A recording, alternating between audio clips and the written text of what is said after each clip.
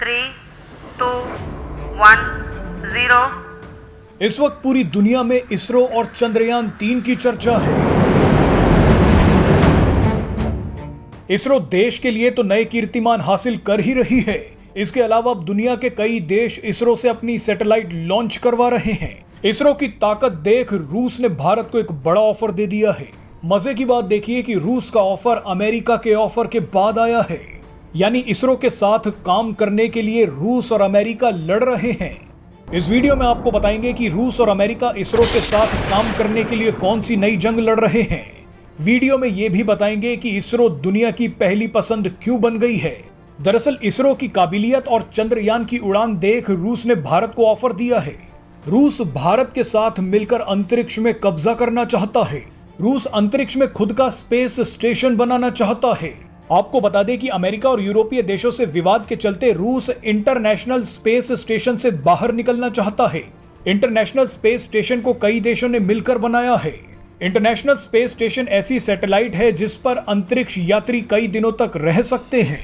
रूस, America, Japan, Europe और Canada की स्पेस एजेंसियों ने मिलकर इंटरनेशनल स्पेस स्टेशन को बनाया है। लेकिन अब इन सभी देशों के साथ रूस की जंग चल रही है। इसीलिए रूस इंटरनेशनल स्पेस स्टेशन से बाहर निकलकर खुद का स्पेस स्टेशन बनाना चाहता है। अपने इस बड़े प्लान के लिए रूस ने भारत को ऑफर दिया है। रूस ने वैसे तो ये मामला ब्रिक्स देशों की बैठक में उठाया था, लेकिन ब्रिक्स देशों में से रूस को सिर्फ भारत से ही उम्मीद है।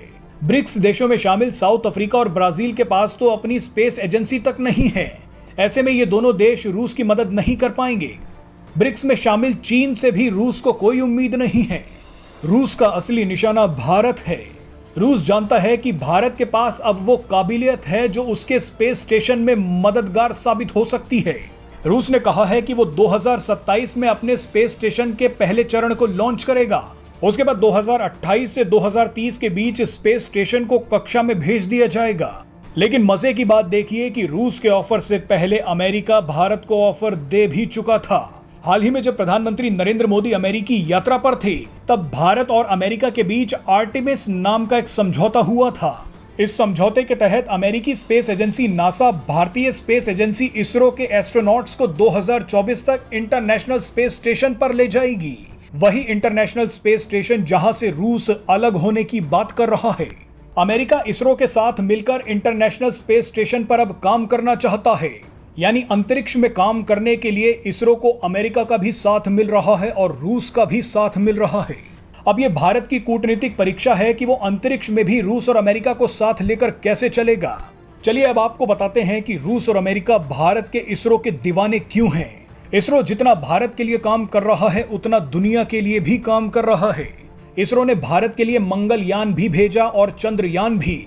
अब इसरो सूर्य की स्टडी के लिए सूर्ययान यानी आदित्य L1 भेजने की तैयारी कर रहा है। इसके बाद इसरो का अगला टारगेट गगनयान होगा। गगनयान के तहत इसरो भारतीय एस्ट्रोनॉट्स को अंतरिक्ष में भेजेगा।